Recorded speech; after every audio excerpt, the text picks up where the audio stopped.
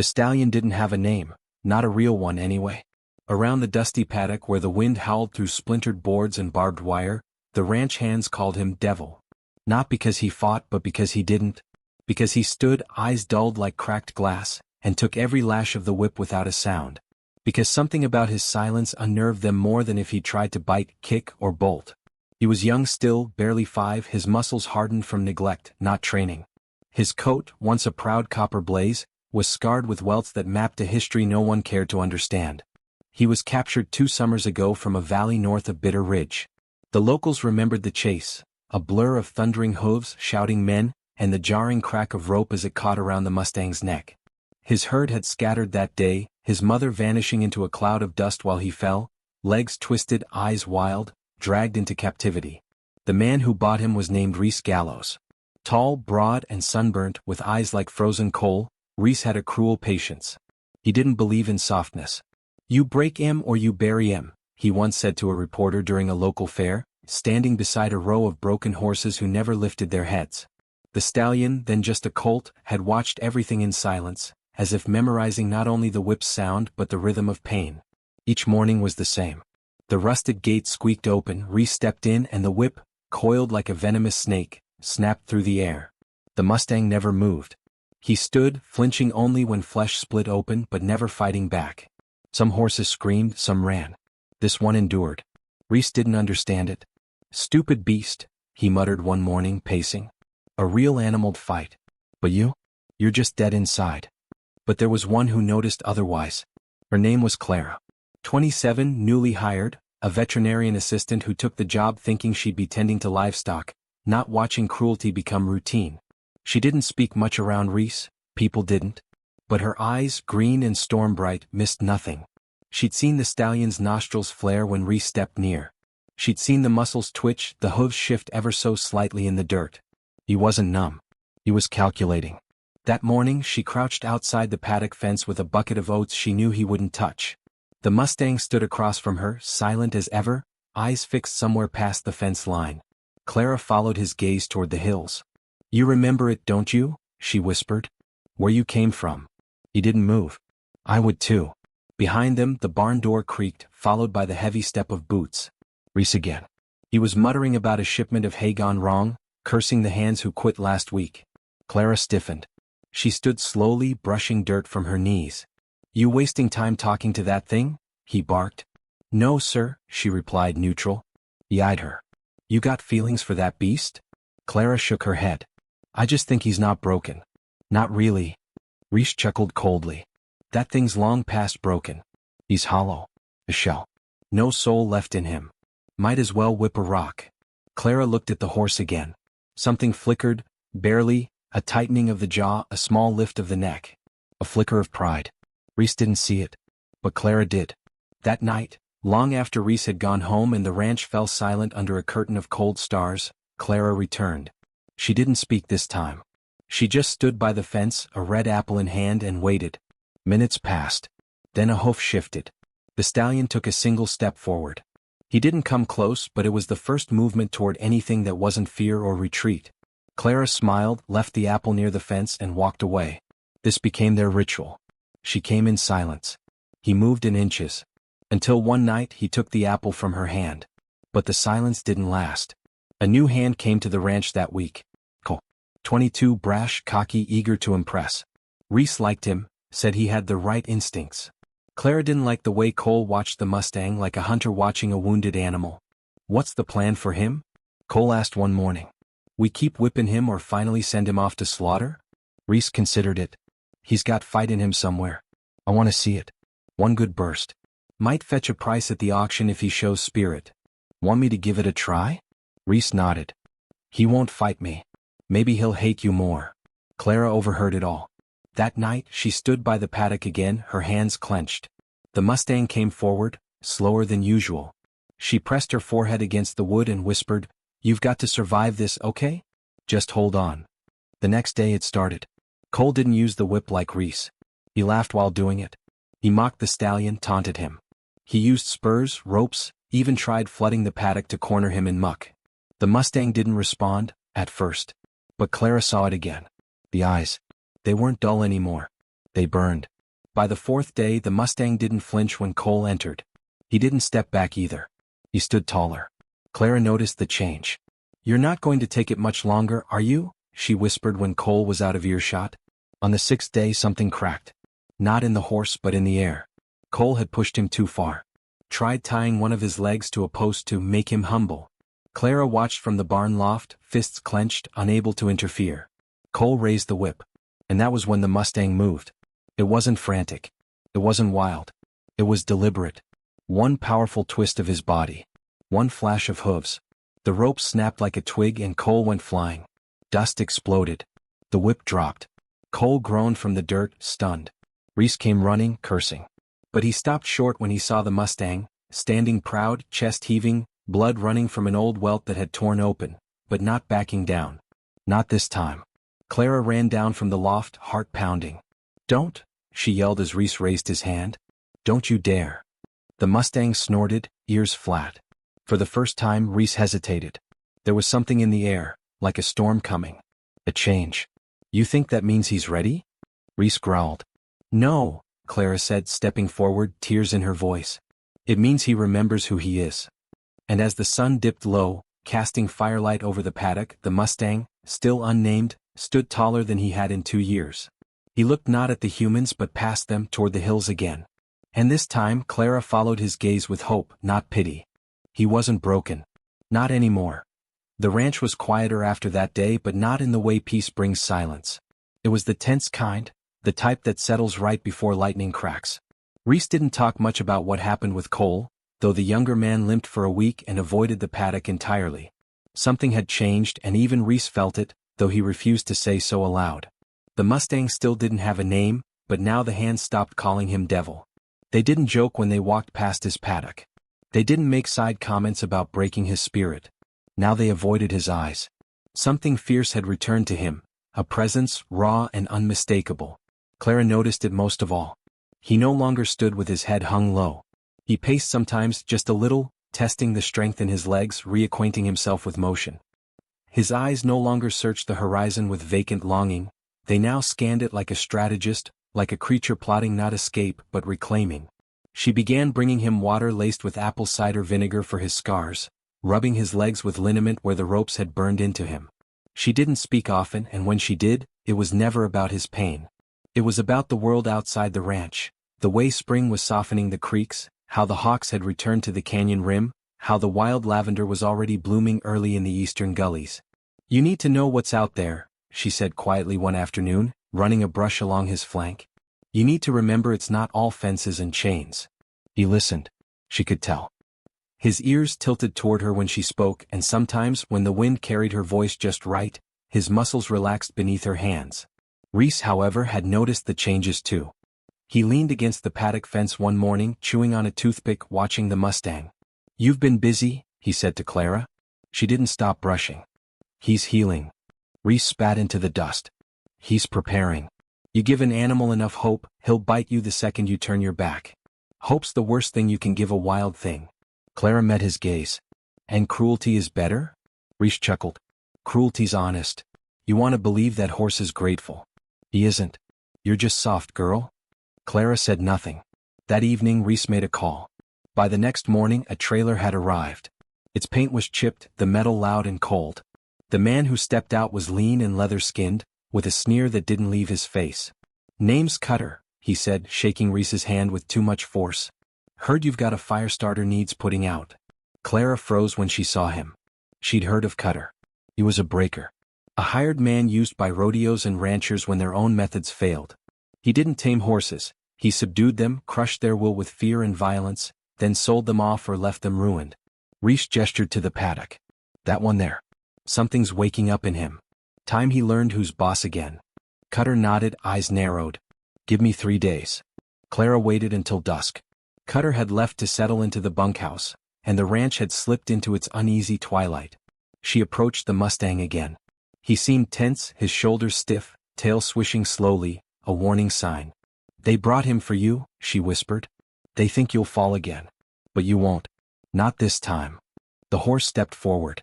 For the first time he nuzzled her sleeve just once, as if acknowledging the threat. The first day of training began before sunrise. Cutter worked fast. He didn't whip immediately, that wasn't his way. He used pressure, traps, exhaustion.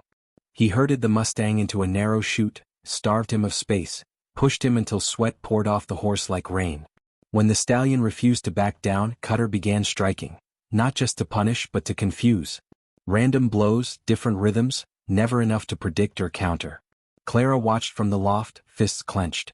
She wasn't allowed near during the sessions. Reese said it was for safety. She knew better. He didn't want her interfering. By nightfall, the Mustang staggered back to the paddock, ribs heaving, eyes glazed. Clara came when the moon rose, bearing a pail of water and a soft cloth. She didn't cry, he didn't need her tears. He needed her calm. "You stood your ground," she whispered. "You didn't lash out. That's strength too." The next day was worse. Cutter brought chains this time. He lashed them to the Mustang's front legs and ran them through a pulley so the horse couldn't step without resistance. When the stallion reared in defiance, Cutter used a shock prod. Clara bit down on a piece of leather in the loft to keep from screaming. That night, the Mustang didn't approach her. He stood at the far end of the paddock, eyes shadowed, neck lowered, not in defeat but in pain too deep to process.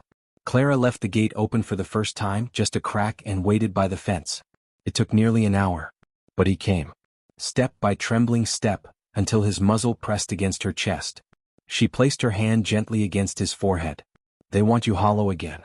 But I've seen what's inside you. Don't let them bury it." The third morning came. Cutter was confident. "He's cracked," he told Reese. "One more round and he'll be begging for mercy." Reese nodded. "Good. We'll get a buyer here by week's end." But Clara had seen something else. That flicker. That spark. The Mustang hadn't been crushed. He was storing something. Waiting. That afternoon, Cutter led him into the round pen. The sun was high, heat wavering off the dirt. Cutter climbed into the saddle for the first time. The Mustang didn't buck. Didn't twitch. Reese leaned against the railing, pleased. "Told you. Just needed to be reminded who he serves." Cutter pulled the reins. "Let's take a ride." And then it happened. The first 10 steps were quiet. Then the stallion stopped. His ears shot back. Muscles bunched. Cutter kicked hard. The Mustang exploded. Not wild. Not erratic. It was calculated rage. He twisted so violently Cutter lost his stirrups. Then came the spin, sharp and sudden, launching the man high into the air. He hit the dirt with a thud, screaming, arm twisted beneath him. The ranch fell silent. The Mustang didn't bolt. He stood in the center of the ring, chest rising, eyes burning with fire. He turned slowly toward the crowd, Reese, Clara, and 2 stunned ranch hands, and stamped once. Clara moved first. She climbed the fence, sprinted to the ring's center, and placed herself between the horse and the humans. "No more," she said firmly, looking at Reese. "He won. This ends now." Reese's face twisted. "That horse is dangerous." "No," Clara said, voice shaking. "He's awake."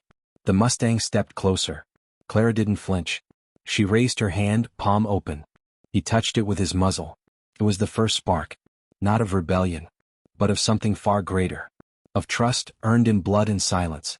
Of a bond formed in defiance of cruelty. And behind them, as Cutter groaned in the dirt and the wind began to shift, Reese took a slow step back. He had underestimated the horse. And worse, he had underestimated Clara. The story wasn't over. It was just beginning. The morning after the showdown in the round pen, the ranch seemed suspended in an uneasy calm. Cutter's groans echoed faintly from the bunkhouse, a grim reminder that the battle between man and Mustang was far from over. Yet something deeper was stirring beneath the surface, a shift no one but Clara fully understood. The horse was no longer just a broken spirit waiting to be tamed. He was becoming something else entirely. Clara approached the paddock at first light, the golden rays slicing through the cool spring air. The Mustang stood quietly, the early sun casting long shadows over his still healing scars. His eyes met hers, not with fear or resignation, but with an ember of resilience that refused to be snuffed out. She knelt beside him, brushing away a thin layer of dirt from his flank, and whispered, "You're more than they ever imagined." Reese appeared behind her, his silhouette rough against the morning glow. "You think he'll really make it?" His voice was low, edged with a skepticism Clara had heard too many times before. "He's already making it," she said firmly. "You just don't want to see it." Reese spat onto the ground, frustration etched deep in the lines of his face. "That horse will bring trouble, Clara. Mark my words." If he gets loose, what then? We're not playing with ponies here. She stood, eyes steady on Reese's. Maybe it's time we stop trying to play God. Days passed, each one marked by a tense routine. Cutter was still incapacitated, nursing his broken arm, and Reese reluctantly took up the reins of the training. But his methods were harsher now, driven by fear rather than skill. The Mustang was no longer an easy target. He resisted every command with a fierce intelligence that unsettled the men. One afternoon, as the wind carried dust and the scent of dry earth, Clara sat by the fence watching. The Mustang paced, muscles rippling under taut skin, nostrils flaring with suppressed energy. She reached out tentatively, her fingers grazing his mane. "He's burning up inside," she murmured. "Like a storm waiting to break." Reese approached, eyes dark with warning. "He's dangerous. I don't want to see what happens if you get close." But Clara was already halfway there, her heart tethered to the wild spirit she refused to abandon. That night, Clara found herself drawn to the paddock once more. The moon hung low, bathing the ranch in pale light.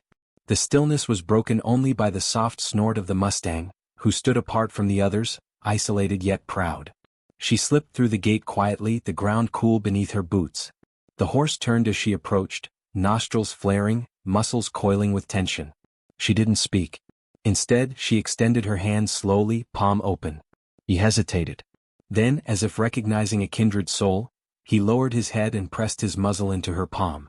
The connection was electric, a fragile bridge forged in trust and pain. Suddenly, the sharp crack of a whip shattered the silence. Reese's voice cut through the night. "Get back, Clara. That horse is no different than before." The Mustang's body tensed instantly, ears pinned, eyes blazing with fury. But instead of retreating, he stepped forward, nostrils flaring in defiance. Clara stood firm, her voice steady but urgent. "He's not your enemy." Reese's figure emerged from the shadows, face hardened. "I'm protecting you, from him." The standoff stretched between them, raw and charged. Then, without warning, the Mustang reared, front hooves striking the air. Clara's heart leapt, but she didn't flinch. The stallion's energy surged like a wildfire, but this time it wasn't blind rage, it was power reclaimed. He landed softly, eyes fixed on Reese with a challenge no one could ignore. Reese took a cautious step back, lowering his whip. The tension in the air eased just enough for Clara to sense the fragile piece hanging by a thread. "This can't go on," she said quietly. "Not like this." Reese nodded reluctantly. Maybe you're right." The days that followed were unlike anything the ranch had ever seen. Clara became the horse's unexpected champion, feeding him, tending to his wounds, and speaking to him in soft tones that carried a promise of freedom. Slowly the others took notice. Even Reese found himself watching from a distance, a grudging respect growing where fear once reigned.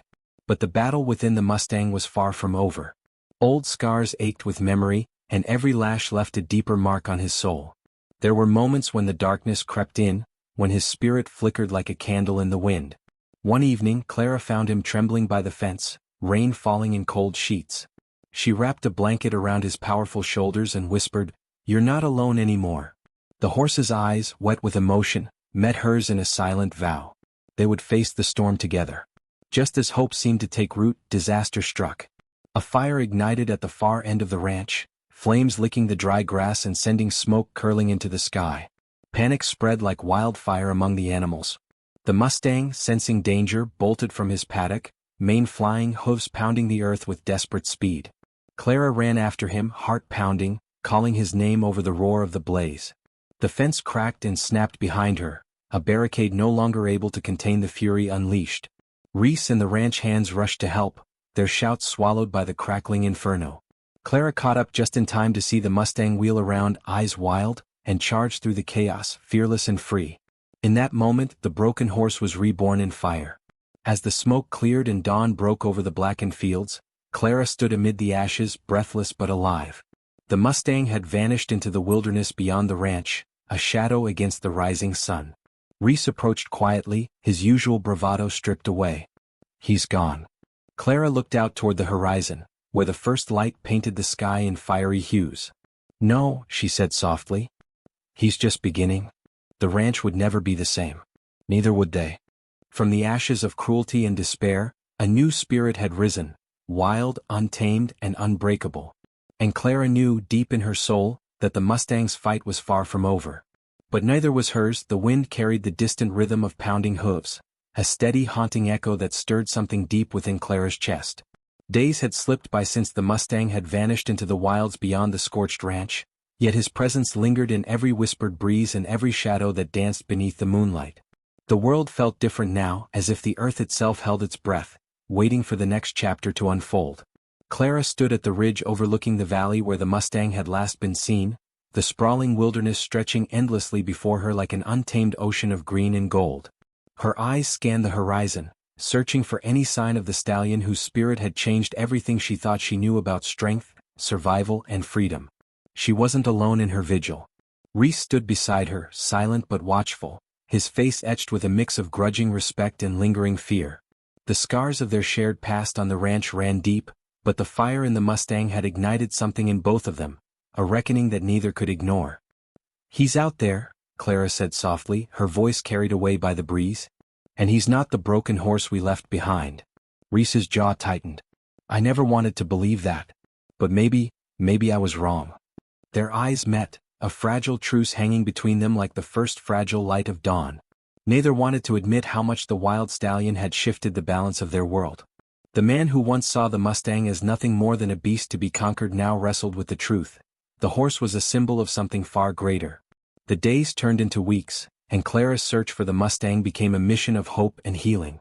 She ventured into the vast wilderness, following faint trails and signs left by the stallion's passage, broken branches, fresh hoof prints in the soft earth, the scent of wild herbs mingling with the faintest trace of his presence.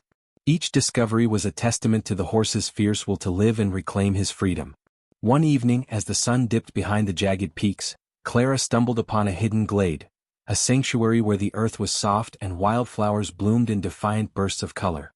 There, in the fading light, stood the Mustang, his coat gleaming like molten bronze, eyes reflecting the fire of the setting sun. He regarded her with cautious curiosity, the tension between them a delicate thread woven through the quiet space. Clara didn't reach out. Instead, she simply watched, honoring the distance he needed. "It's you," she whispered, her heart swelling with a mix of relief and awe. "You're free." The stallion snorted softly, nostrils flaring as if acknowledging her words. In that moment, Clara understood that freedom was not a place but a state of being, wild, untethered, and fiercely guarded. But freedom came with its own dangers. The wilderness was as unforgiving as the ranch had been, and the Mustang faced threats that tested every ounce of his strength and spirit. Predators lurked in the shadows, and harsh seasons pressed in with relentless cruelty. Yet he endured, guided by instinct and an unyielding will to survive. Clara stayed close to the glade over the following days, bringing water and food left at a respectful distance. She watched the Mustang interact with the world, how he drank from the clear stream, how his muscles rippled as he moved with a grace that spoke of power and elegance intertwined. He was a living testament to resilience, a creature forged in hardship but unbroken. One afternoon, Reese arrived unexpectedly, his arrival stirring the stillness like a sudden gust. He approached cautiously, eyes scanning the glade with a mixture of skepticism and awe. "You really found him," he said quietly, almost to himself. Clara nodded. "He's changed everything. Not just for him but for all of us." Reese sighed, the weight of his past mistakes pressing heavily upon him. "I never thought I'd see the day when I'd respect that horse." "Respect is just the beginning," Clara said. "There's something he's teaching us, about strength, about fighting back, about hope." Together, they watched as the Mustang raised his head to the sky, a low, resonant whinny breaking the silence. It was a call that echoed through the valley, a declaration of survival and defiance that seemed to ripple through the very air. The sound stirred something within Clara, a promise that this was not the end but a new beginning. The Mustang had fought back against cruelty, and in doing so, he had ignited a fire that would never be extinguished. But their journey was far from over. The ranch still bore scars, and the people who lived there had much to learn about compassion and courage. Clara knew that the fight for freedom extended beyond the wild stallion. It was a fight within every heart willing to stand for what was right. As night fell, Clara and Reese made their way back toward the ranch, the echo of hooves still ringing in their ears. The stars above shimmered with ancient light, silent witnesses to a story that was still unfolding. In the days to come, the ranch would change. Hearts would soften and old wounds would begin to heal. The Mustang's legacy, a testament to resilience and redemption, would become a beacon for those who believed in the power of courage and compassion. And though the stallion roamed free in the wild, his spirit was forever intertwined with theirs, a reminder that even in the darkest moments, the echo of hooves could carry the promise of hope. As Clara looked up at the vast, endless sky, she felt a profound connection to the wild horse who had changed her life. Their battles, their scars, their victories, they were all threads in the tapestry of a story much bigger than either of them. And with that thought, she smiled, knowing that the echo of those hooves would carry on, through the valleys, across the plains, and into the hearts of everyone who dared to listen. The fight was not over. It had only just begun.